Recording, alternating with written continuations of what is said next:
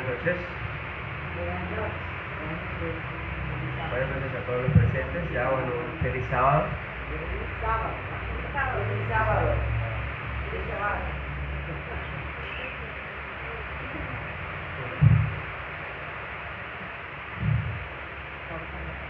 Vamos a abrir las escrituras en esta noche en el Evangelio según San Juan. Evangelio según San Juan.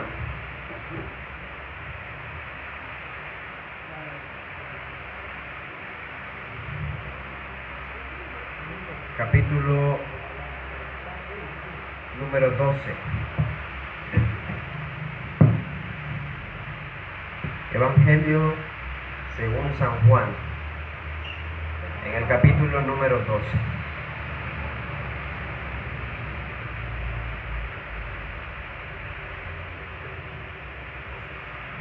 Vamos a leer a partir del versículo 23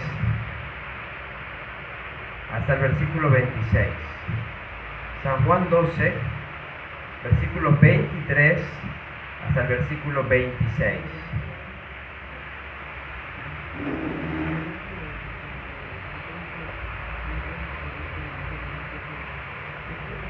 ¿Están ahí? Leamos.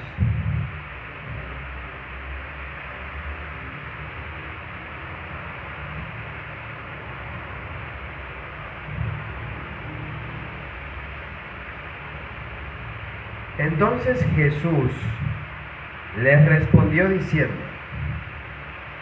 ha llegado la hora en que el Hijo del Hombre ha de ser glorificado. De cierto os digo, que si el grano de tierra no cae en la tierra y muere, queda solo. Pero si muere, lleva mucho fruto. El que ama su vida la perderá, y el que aborrece su vida en este mundo para vida eterna la guardará. Si alguno me sirve, sígame, y donde yo estuviere, allí estará también mi servidor. Si alguno me sirviere, mi Padre le honrará. Utilizando las expresiones que encontramos aquí en este capítulo número 12 del Evangelio según San Juan, vemos una ilustración muy práctica de Jesús, porque Jesús era un hombre muy práctico, muy sencillo en sus enseñanzas, aunque nunca vulgar.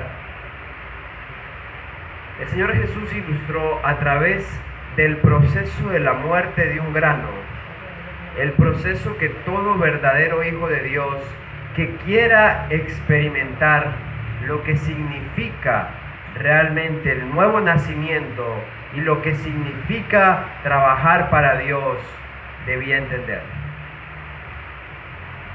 Aquí el Señor expresó a través de esta ilustración lo que nosotros necesitamos comprender para poder tener un lugar en la viña del Señor, pero antes que eso, para poder experimentar lo que es la conversión o el nuevo nacimiento. Y lo hizo a través de esta ilustración. De cierto os digo, dijo Jesús, que si el grano de trigo no cae al suelo y no muere, no da fruto. Pero si muere, dará fruto y en abundancia, dijo Jesús. Analicemos un poco el marco en el cual Jesús dijo eso. En San Juan capítulo 12, un capítulo más adelante, comenzaba lo que era la experiencia del Getsemaní, la Santa Cena y demás. Jesús lo está diciendo en el marco de su propia muerte. Y Jesús establece un principio: sin muerte no hay vida. Y después del pecado, esa es una ley: sin muerte no hay vida. Porque para que pudiera haber vida en el hombre, para que el hombre pudiese seguir viviendo como género, como raza humana, el hombre necesitaba ¿qué? que alguien muriera, porque la paga del pecado es muerte, dice las Escrituras. Y para que el hombre pudiese vivir, necesitaba que alguien muriese por él. Después del pecado, algo que está aunado a la vida es la muerte. Y en el mundo espiritual pasa lo mismo. Jesús dice, para dar fruto, primero hay que morir. Hay que morir. ¿Qué ocurre con muchos de nosotros? Muchos de nosotros queremos, con un sincero deseo, hacer la obra de Dios o trabajar para Dios. Pero mientras tú no mueras, tú no puedes realmente trabajar para Dios. Porque el grano no dará fruto a menos que primero no muera. Y Jesús dice, el grano que cae al suelo y muere, pues ese grano va a comenzar a atravesar un proceso natural. Va a germinar por la humedad del suelo, va a crecer, se va a desarrollar y en su momento dará flor y finalmente fruto para dar nueva semilla. Para que el grano pueda experimentar toda la vida del germen, que es el nacer otra vez, porque ese grano ya nació alguna vez, que es volver a nacer, crecer, dar flor y luego dar fruto para dar semilla y más vida, ese grano lo primero que tiene que hacer es ¿qué? Por eso Jesús dijo, de cierto os digo, si el grano no cae al suelo y muere, no da fruto, no da fruto. Son profundas las enseñanzas implícitas en esta sencilla lección de Jesús, en esta sencilla ilustración de Jesús. Muy profunda. Jesús dice, lo primero es morir. Por eso es que el primer peldaño, ¿cuál es? Los pobres en espíritu. Los pobres en espíritu. ¿Y quiénes son los pobres en espíritu? El quebrantado y humilde de corazón, Isaías 57:15. El quebrantado y humilde de corazón. El que reconoce su condición. No es laodicense. Este sí reconoce su condición. Y reconoce su condición y se humilla en el polvo. Muere.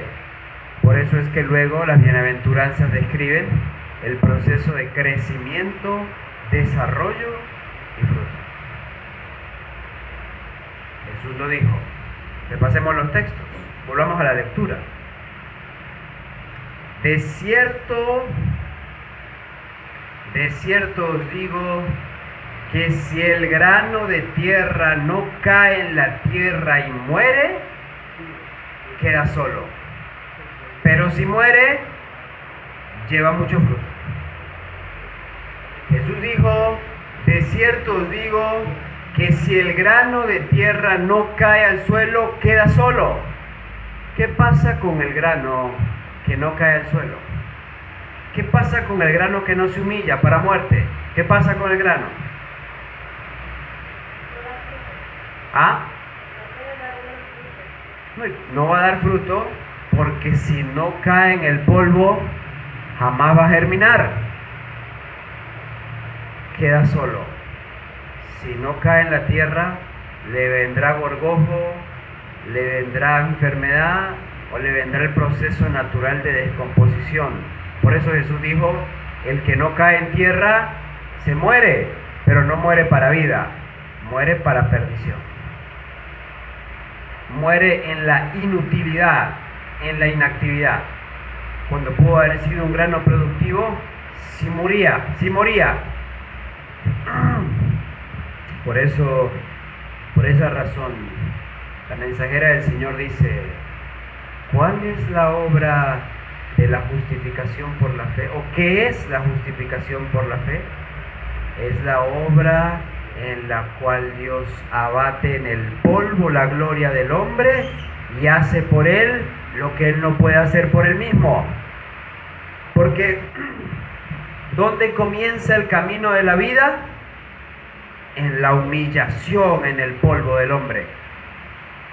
Cuando el hombre es humillado en el polvo, ahí comienza la salvación. Cuando el hombre dice, Señor, no soy yo, eres tú. Cuando el hombre dice, Señor, no es por mis méritos, es por los tuyos. Y cuando el hombre dice, Señor, no es con mi fuerza, es con la tuya. Cuando el hombre se rinde y dice, Señor, estoy dispuesto a morir. El Señor le dice, ¿estás dispuesto a morir? Entonces yo estoy dispuesto a que tengas vida y la tengas en abundancia. Por eso, miren qué dice el versículo 25.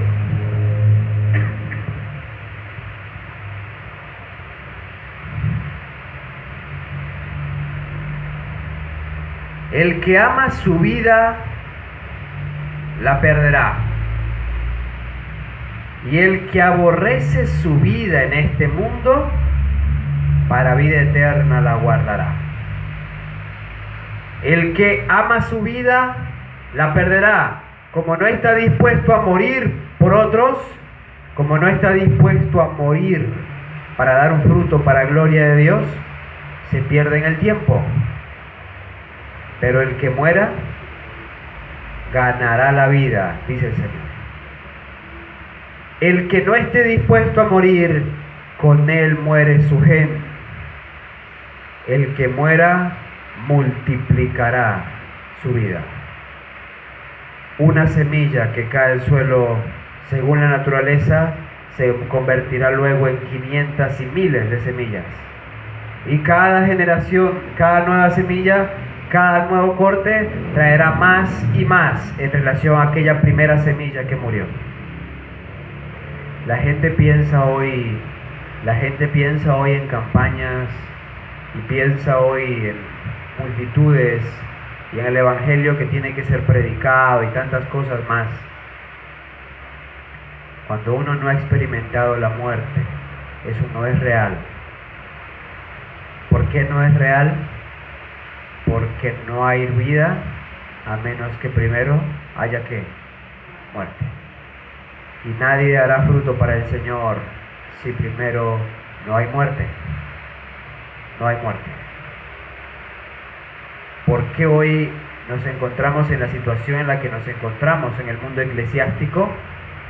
Porque la gente no está dispuesta a morir, no está dispuesto a negarse a su tiempo, o a lo que considera que es su tiempo, ni a sus recursos, o a lo que considera que es sus recursos, ni a sus momentos, ni a sus fuerzas, ni a sus ideas.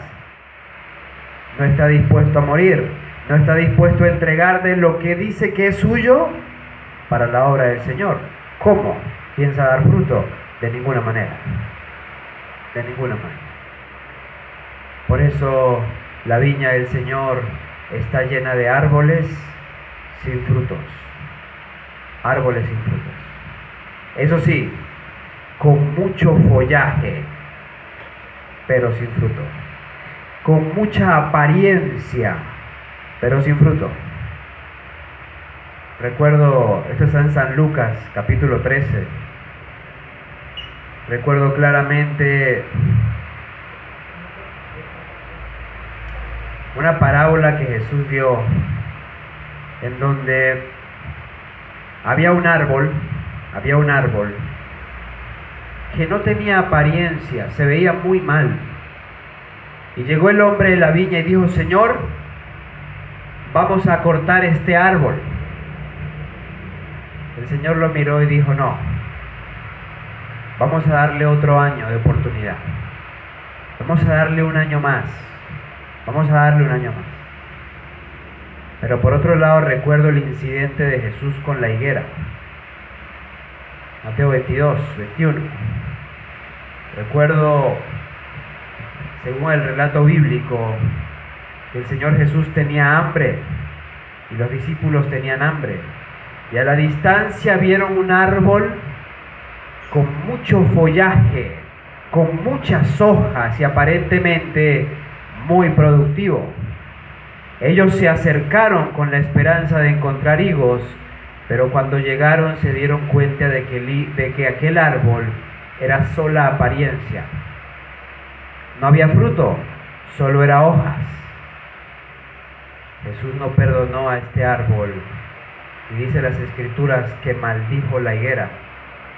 Un autor dijo, al instante se secó. El otro dijo, al día siguiente no había nada en ella.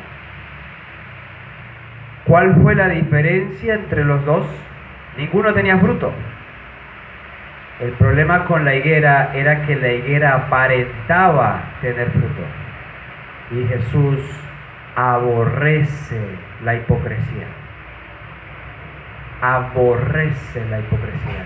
Tanto que según el mensaje de la Odisea, le da náuseas.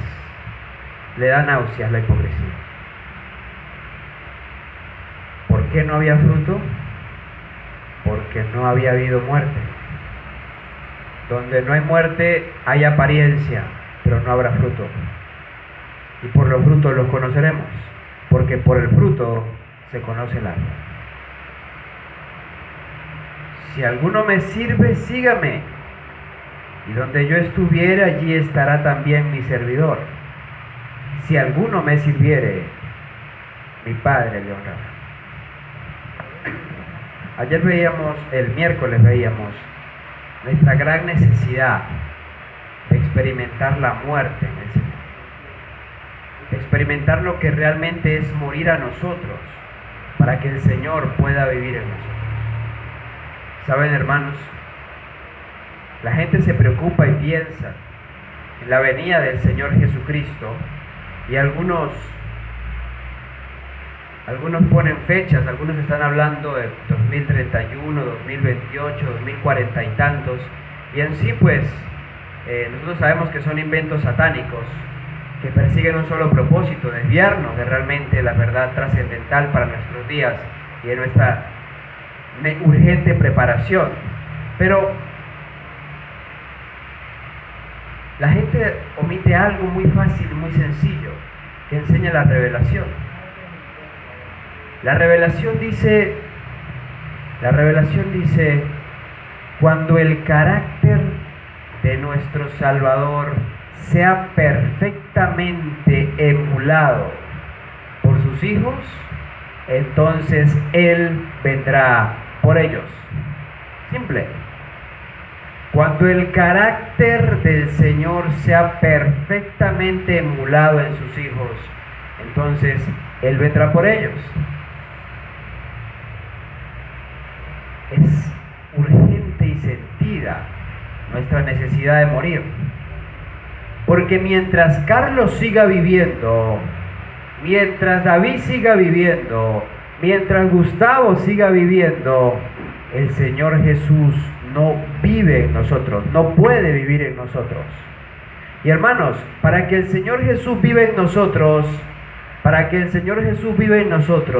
necesita hacerlo a través del Espíritu Santo. Pero lamentablemente el Espíritu Santo en nuestras vidas es un visitante. Pero Jesús necesita que el Espíritu Santo deje de ser un visitante y sea un habitante en nuestras vidas. Por eso es que nosotros a veces hablamos de Dios, a veces no. Por eso es que nosotros a veces manifestamos obras de bien y a veces no. Por eso es que a veces sentimos deseo de estar con el Señor, a veces no. Por eso es que a veces el mundo, a veces las cosas de Dios. Y con frecuencia suele ser más lo del mundo que lo de Dios. ¿Por qué? Porque el Espíritu Santo no es un habitante, es un visitante. Porque no se le permite habitar. Y cada vez que se le permite visitar, entonces Él se manifiesta en algún fruto de bien. Pero la mayoría de las veces es otro el que habita, es otro el que mora. Para que el Señor Jesús pueda plenamente tener posesión de nuestras vidas, le urge que el Espíritu Santo deje de ser un visitante y se convierta en un habitante. ¿Ven la diferencia, verdad? ¿Qué es el visitante? Yo soy una visita, vengo y me voy. Pero ¿quién habita? ¿Quién es un habitante? El que siempre está ahí. El Señor Jesús necesita que el Espíritu Santo sea un habitante en nuestros corazones, para que Él pueda manifestarse como nuestro Señor 24 horas, 7 días a la semana. No como algunos adventistas hemos creído, de sábado en sábado, de 10 a 12, si llegué a las 10, porque si llego a las 11, pues de 11 a 12, porque a las 12 tiene que terminar el culto. El Señor Jesús necesita que nosotros dejemos de ser nosotros y Él pueda ser el que vive en nosotros. Como decíamos el miércoles, cuando el Señor Jesús es el que vive en mí, Carlos está muerto. Y si Carlos está muerto, a Carlos no le molesta que hablan mal de él. Y Carlos no se va a chasquear porque un hermano hizo algo indebido en la congregación, o repito, porque el líder de la congregación hizo algo extraño o indebido. Carlos no tiene por qué abandonar la fe, porque Carlos pues no es el que está viviendo, el que está viviendo es Jesús, ¿verdad? Y si a Carlos le mintieron, o si a Carlos lo injuriaron, o si a Carlos le levantaron falso testimonio, si Carlos está muerto, Carlos ni lo siente, porque el muerto, hermanos, nada sabe, dice las Escrituras. Así que si es verdad nuestra profesión de fe, y decimos como Pablo, ya no vivo yo, mas Cristo vive en mí, entonces eso debe manifestarse de manera práctica. Ya no vive usted, Cristo es el que vive. Y como Cristo es el que vive, y ya no Carlos, y Carlos es el que le gustaba bajarse del colectivo sin pagar, pero Cristo no, porque es íntegro, eso es lo que se va a manifestar en mi vida. Y si Carlos ya no vive en mí, sino que Cristo es el que vive en mí, y Cristo es responsable, eso es lo que se va a manifestar en mi vida. Y Cristo es íntegro, eso es lo que se va a manifestar en mi vida. Y Cristo es misericordioso, eso es lo que se va a manifestar en mi vida. ¿Me hago comprender? Simple, muy fácil. Muy fácil. La gente busca pruebas abstractas en cuanto a lo que el Espíritu Santo hace y no hace en su vida. Es muy simple. Esto es muy simple. Pero ¿cómo alcanzamos esa experiencia? Ahí es donde se centra la fuerza de este tema. ¿Cómo se alcanza esa experiencia? Les voy a hablar de un muerto, para ilustrárselo. Ya se lo hablé un poquito a Norma ahora en nuestro estudio. Les voy a hablar de un muerto que en su momento estaba muy vivo. Acompáñenme a San Mateo, capítulo 3, versículo 17.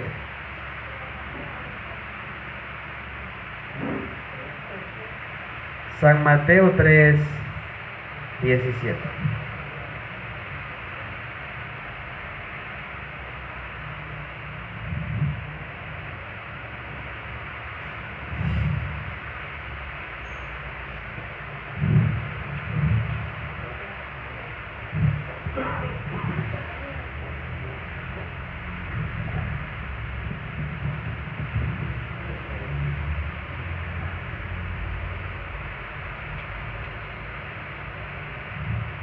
Cuando Jesús fue bautizado,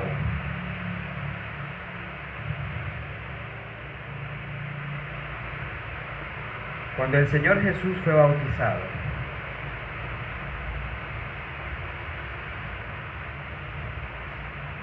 a orillas del río Jordán, se encontraba un discípulo de Juan Bautista. El discípulo de Juan Bautista, o uno de los discípulos de Juan Bautista, llevaba su mismo nombre, Juan, y era un jovencito de aproximadamente 19 años de edad. Se llamaba Juan. En San Marcos, les dije San Mateo, ¿verdad? Perdón, San Marcos 3. En San Marcos 3, versículo 17, nos dice quién era ese jovencito.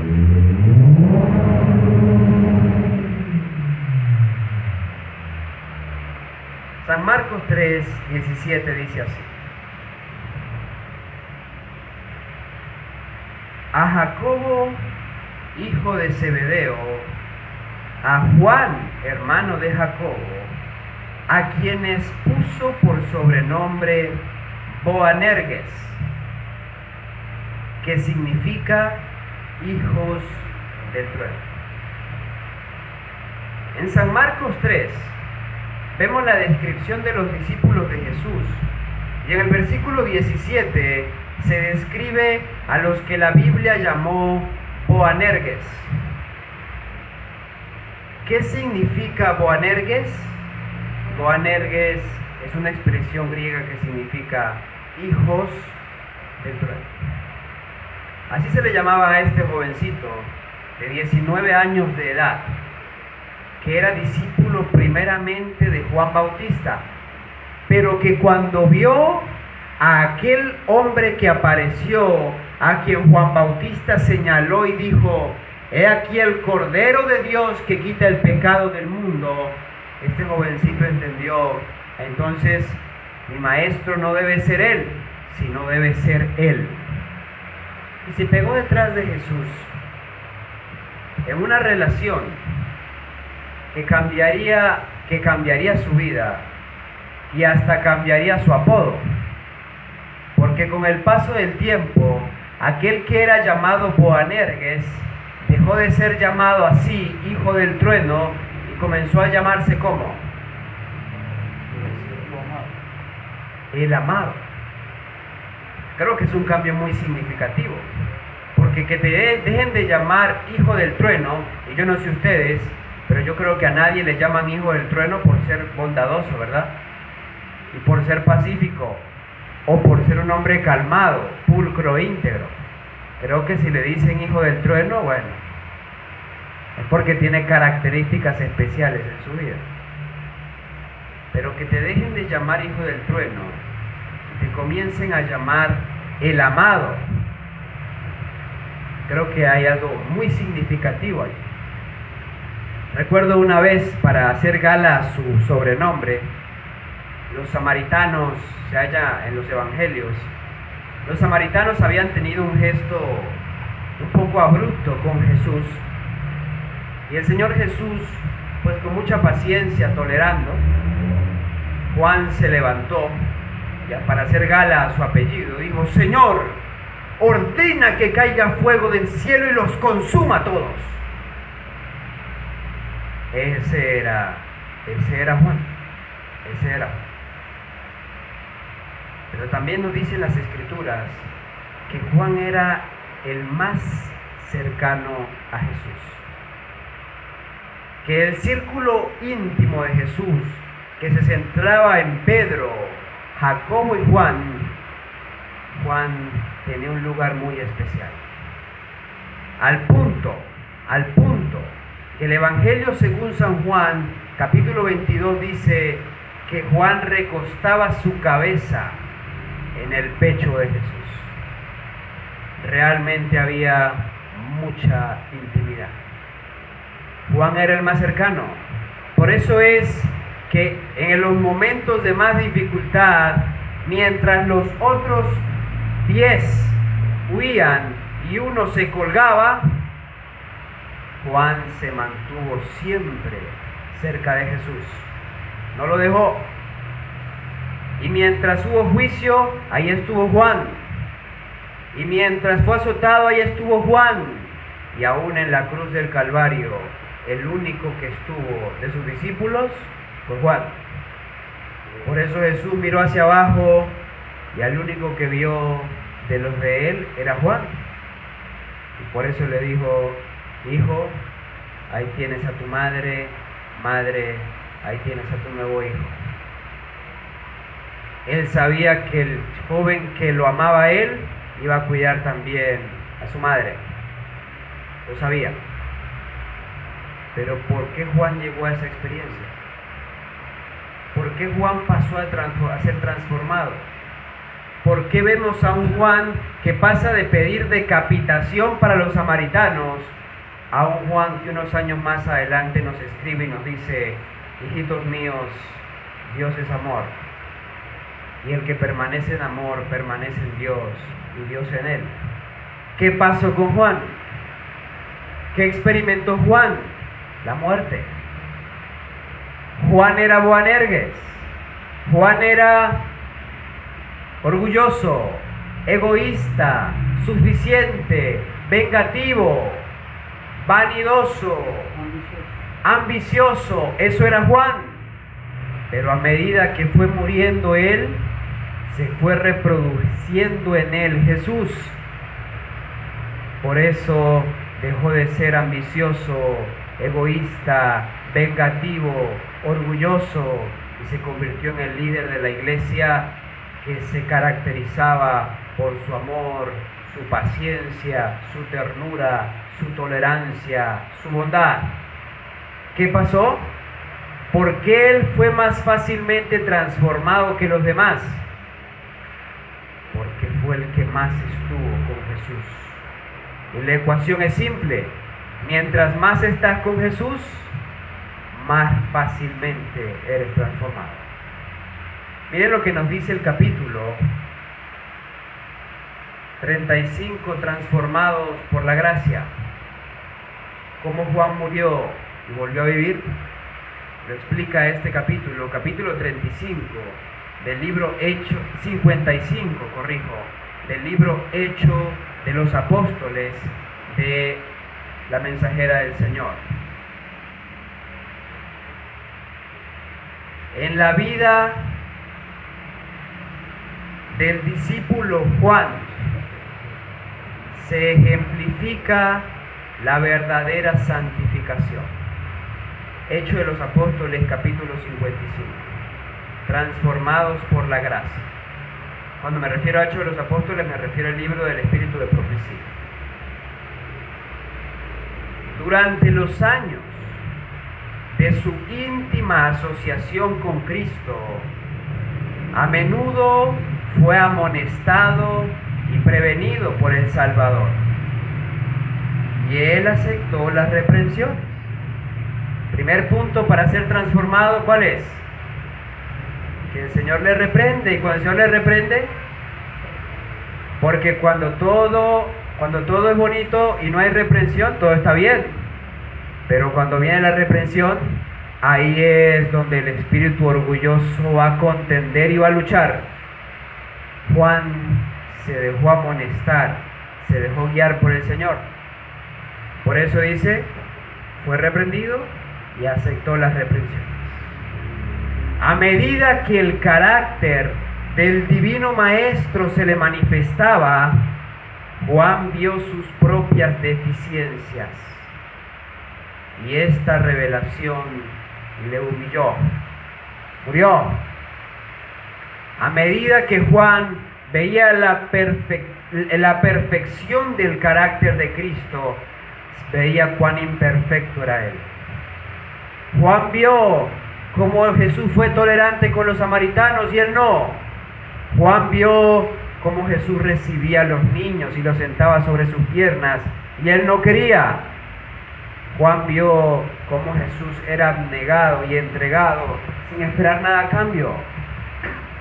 Juan vio el carácter de Jesús, la perfección de Jesús. Yo no sé si ustedes lo saben,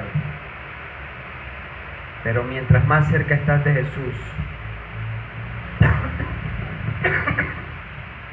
más pecador te vas a sentir. Si verdaderamente estás cerca de Jesús,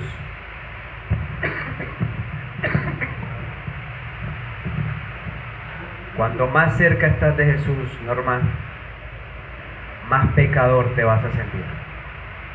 Es sencillo, porque mientras más te acercas a Jesús, más puedes ver la perfección de su carácter,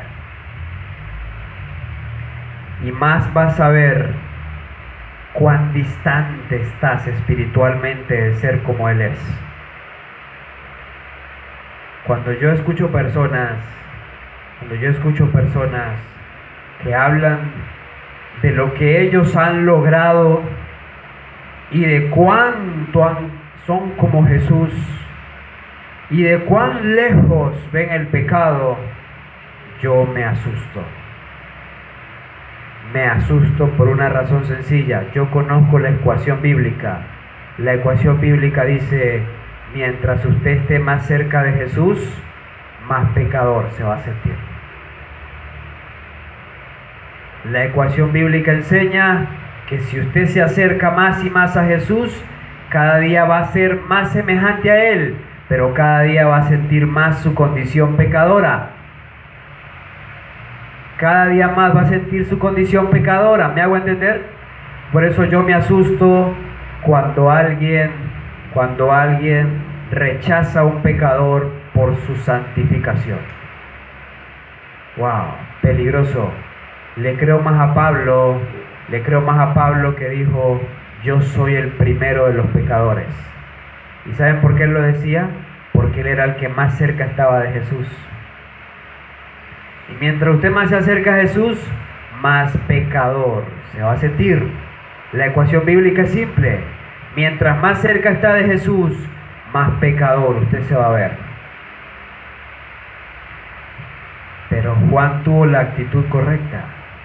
Él veía a Jesús, veía su carácter, veía su hermosura y deseaba ser más semejante a Él. Y se acercaba más y más y más, a tal grado que desarrolló la mayor de la intimidad con Jesús. Juan, como decíamos, recostaba su cabeza en el pecho de Jesús. Y nos dice las Escrituras algo particular. Yo he sido instructor en algunos institutos misioneros y por alguna razón tú siempre desarrollas cierto apego a algunos estudiantes de manera en particular. Yo lo he vivido.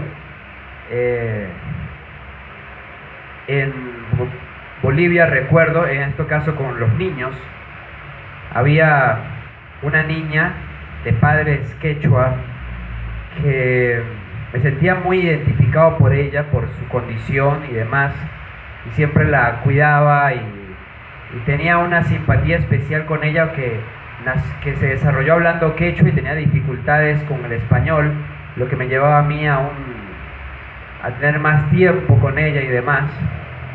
Y eso pues desarrolló una muy bonita relación con esta niña, unos 9 años. Recuerdo que cuando los demás niños querían algo particular, que los llevara a la montaña o los llevara al río o hiciera algo particular con ellos, estos niños se acercaban a esta niña para que ella fuera la que me los diera. Así que ellos buscaban a Angelita y le decían a Angelita lo que ellos necesitaban transmitirme a mí, especialmente cuando se refería a algún pedido de estos. Yo les entendía la jugada, no es muy nueva, los discípulos también la hacían.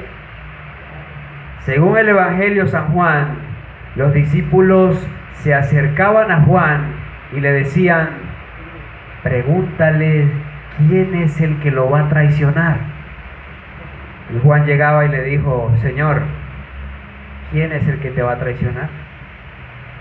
Jesús le respondía. ¿Por qué hacía eso con Juan? Porque ellos sabían que Juan era el que más intimidad tenía con Jesús.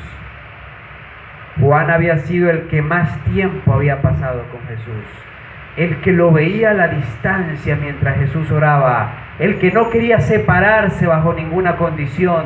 Y me atrevería a decir que cuando Jesús ascendió al cielo en el Monte de los Olivos, el último que se fue de ese monte fue Juan. Y el último que dejó de mirar arriba fue Juan, por la intimidad que había desarrollado con el Señor Jesucristo. Por eso nos dice: día tras día contempló a Jesús en contraste con su propio espíritu violento. contemplaba la ternura y la tolerancia de Jesús y oía sus lecciones de humildad y de paciencia. Día tras día su corazón fue atraído a Cristo hasta que se perdió de vista a sí mismo por amor a su Maestro. ¿Qué experimentó Juan? ¿Qué experimentó? La muerte. Perdió de vista su propia vida por amor a su Maestro. Por eso fue transformado. Por eso fue transformado. El poder y la ternura, la majestad y la mansedumbre, la fuerza y la paciencia que vio en la vida diaria del Hijo de Dios llenaron su alma de admiración.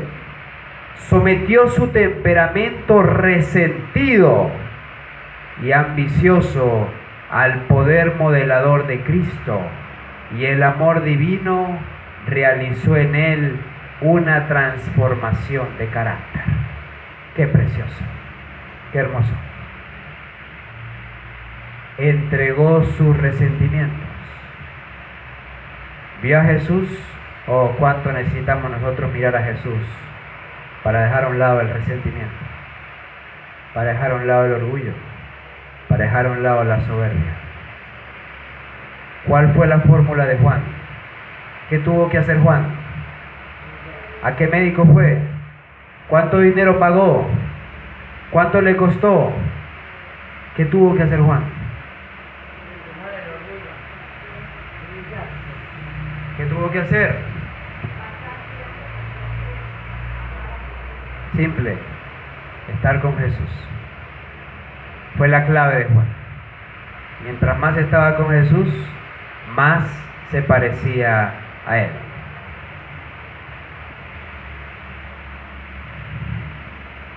Nos dice: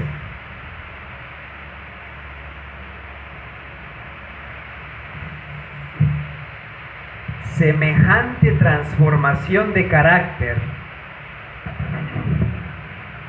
como la observada en la vida de Juan es siempre resultado de la comunión con Cristo.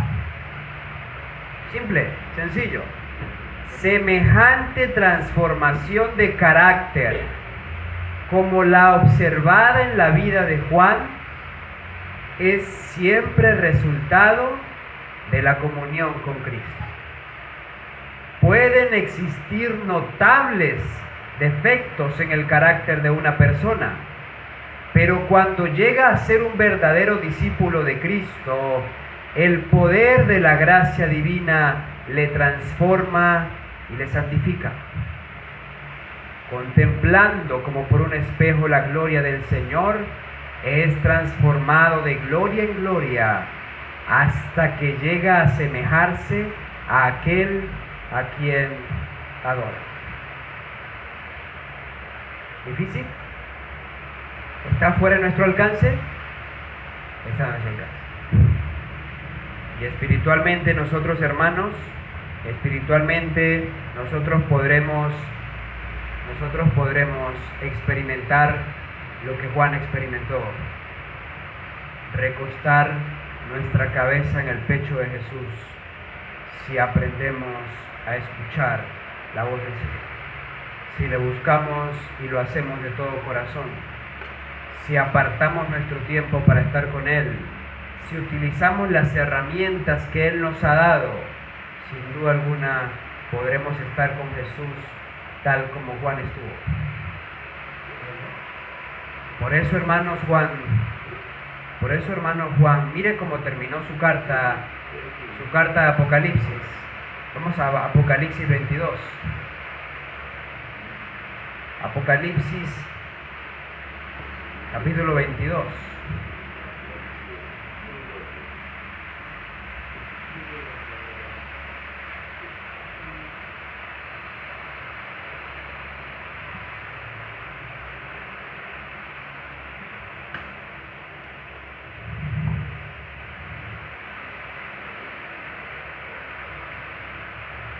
en el versículo 20, miren lo que dice Apocalipsis 22:20.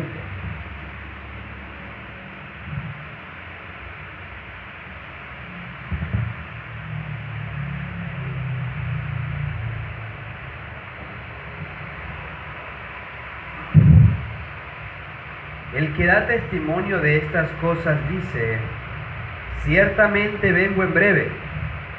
Amén. Así sea, Señor Jesús. Ven. Miren cómo terminó Juan. Jesús dice, ese es el último diálogo que encontramos en las Escrituras entre Juan y Jesús. El que da testimonio de estas cosas dice: ciertamente vengo en breve. Aquí está la respuesta de Juan. Amén. Así sea. Ven, Señor Jesús. El que realmente ha estado con Jesús tiene un real deseo de ver venir al Señor Jesús. El que realmente ha estado con Jesús tendrá un real deseo de ver venir al Señor Jesús. Por eso que dice ahí: sí, Señor, amén, ven. Quería estar con su Señor. Porque durante los años que estuvo bajo el apostolado de Jesús, lo que más hizo Juan y lo que más disfrutó Juan fue estar con Jesús. Y sin duda alguna el mayor deseo de Juan a lo largo de su ministerio era volver a estar con el amado Salvador. Porque él sabía que esa fue la clave en la transformación. Y esa, hermanos, es la clave para que nosotros podamos ser transformados. La única manera de morir es viendo al que murió y estando con el que murió. Hay un refrán muy cierto: dime con quién andas y te diré quién eres. ¿Estás con Jesús? Serás Jesús. Camina con Jesús, serás Jesús. ¿Estudias la palabra del Señor Jesús?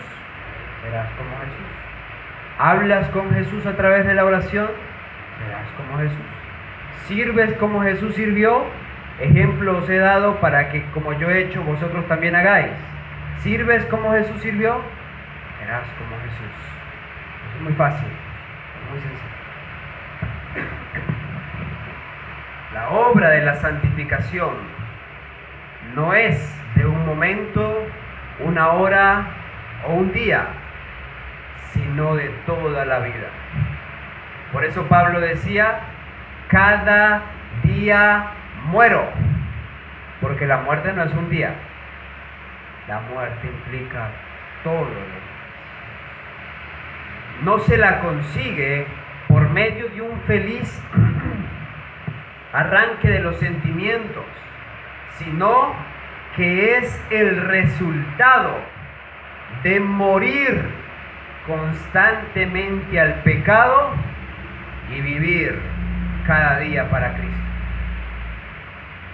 No pueden corregirse los males ni producirse reformas en el carácter por medio de esfuerzos débiles e intermitentes. Solamente venceremos mediante un prolongado y perseverante trabajo, penosa disciplina y duro conflicto. ¿Qué dice el Señor? Esto no es de un día ni de una hora, esto es cada día. Y esto no es en la negligencia, esto es con diligencia y constancia día tras día. El diablo lo sabe, por eso el diablo los está esperando. Y nos está esperando con una lista de cosas para hacer. Lo que haya que hacer, pero que ellos no estén con Jesús. Y el conflicto del siglo lo dice. En una reunión especial que el diablo tuvo con sus ángeles, el diablo les dijo que los hijos de Dios hagan lo que quieran hacer, pero que no tengan tiempo para estar con Dios, que no oren y que no estudien la palabra, que vayan a la iglesia, escuchen a los pastores, pero que no lo hagan individualmente, dijo el diablo. Fue su orden, y el Señor se la mostró a la profeta para que el pueblo la supiera. Sin embargo, el pueblo camina como oveja al matadero, sabe y no pasa nada. está amarrada en un sistema, como ovejas al matadero. El diablo dijo que hagan lo que quieran hacer, y no, es más, él comienza diciendo, no les vamos a impedir que vayan a las iglesias, no les vayamos a impedir que vayan a las iglesias. Si quieren ir a las iglesias, que vayan a las iglesias, dijo el diablo. Es más, ayúdenle a hacer iglesias, pero que no tengan tiempo individual para estar con Dios. El diablo sabe, hermanos, que lo colectivo no es. El diablo sabe que lo individual es lo que es. Él sabe que lo colectivo ayuda, fortalece si es en el Señor, pero él sabe que la verdadera experiencia con Cristo pasa en un plano individual, porque Juan no fue transformado con Jacobo y con Pedro. Juan fue transformado solo en su tiempo, Pedro en su tiempo, conforme le permitió el Señor, igual Jacobo, lo mismo en nosotros. Cada uno individualmente tiene que sentarse a los pies de Jesús. Pero el diablo ha hecho un plan para que Gustavo tenga cosas que hacer y cosas buenas, pero que no tenga tiempo para estar con el Señor. Y ha hecho un plan para que David tenga cosas que hacer y cosas buenas, pero que no tenga tiempo para estar con el Señor. Y es más, el diablo llega y se mete hasta en el círculo de la familia y va a atravesar lo que él tenga que atravesar para que David no pueda estar con el Señor. Lo va a hacer, y quizás lo hace o no lo hace. ¿Lo hace o no lo hace? Yo lo veo, lo hace. Lo veo en mi vida, lo hace. El diablo pone mil y un cosas y cosas buenas, pero que no esté en tiempo de calidad con el Señor. Y el diablo entiende, porque ese mismo principio él lo ha aplicado en los matrimonios de este mundo. Que se mate la mujer trabajando, que el hombre trabaje, pero que no tengan tiempo de calidad juntos. Si no hay tiempo de calidad juntos, tarde o temprano la relación se acaba. Llegará una para él y otro para ella. Él lo sabe. Lo mismo es con el Señor. Que no tengan tiempo de calidad. Por eso el Señor sacó el mecanismo de urgencia llamado sábado. Pero ya ni siquiera el sábado funciona. Y el diablo cambió de estrategia. Pues entonces agotémoslo los otros 6 días para que el sábado no tenga ni fuerza más que para sentarse en una silla y luchar con su propia mente para mantenerse despierto. El diablo lo sabe y le llena su tiempo hasta la puesta de sol y más allá si es necesario. Y más allá si es necesario. Uy, hermanos, nosotros no comprendemos el enemigo que nosotros estamos luchando. Y no nos aferramos al amigo que pelea por nosotros. Por eso nos encontramos donde nos encontramos. Esto no es difícil, Norma. Esto no es difícil, hermanos. Esto es muy sencillo. Pero requiere que le permitamos al Señor que nos abra los ojos para discernir el conflicto en el que estamos peleando y que nos lleve a nosotros a tomar decisiones. Hermanos, esto es con disciplina. Daniel se disciplinaba y tenía su horario para comer y su horario para orar. Y de ahí no lo sacaba nadie, ni siquiera el emperador. Porque cuando el emperador dijo, ya no se ora más, Daniel dijo, ¿cómo no? Yo tengo mi horario de orar. Y dice las escrituras que oraba 3 veces de rodillas, por lo menos 3 veces al día de rodillas. Y era fiel y no lo cambió por nada, porque él sabía que en la oración, en el estudio de la palabra, en la meditación y el servicio, se hallaba el secreto de su poder espiritual. Y si él dejaba eso, Satanás lo tenía en sus manos. Y no nos engañemos, con el carácter que estamos revelando hoy, no estamos preparados para tener un lugar en el reino de Dios. Y eso es preocupante, y el diablo lo sabe y nos va a seguir entreteniendo con los que nos tenga que entretener. Pero que usted y yo no estemos con Jesús, porque Él lo ha visto. Él vio a Juan, Él tenía en su mano a Juan y vio que el Señor, a través de la constante comunión con el discípulo, lo transformó. Por eso Satanás sabe que él tiene que cortar la comunicación entre Dios y nosotros. ¿Se lo permitiremos? Es una decisión que nosotros tenemos que tomar. El Señor está presto. No sé cuán resuelto estamos nosotros a tomar decisiones para defender algo que es sagrado, nuestro tiempo con el Señor. Ahí fue donde Juan experimentó la muerte y el nacimiento a una nueva vida. Y es ahí donde todos los que quieran ser santificados tienen que vencer.